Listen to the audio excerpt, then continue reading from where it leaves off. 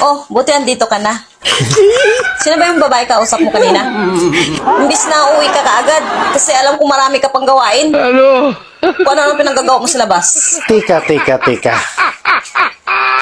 Magka-boarding house lang naman tayo. Kung anong gusto kong gawin sa buhay ko, malaya ako dahil wala naman akong asawa. At bakit ka apektado?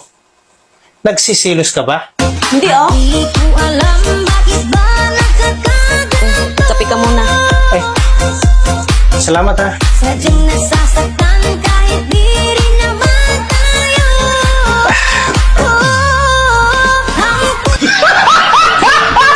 Tika. Nakalata na ko eh. May gusto ka ba sa akin? Bakit? May sinabi ba kung may gusto ako sa'yo? May ebidensya ka ba?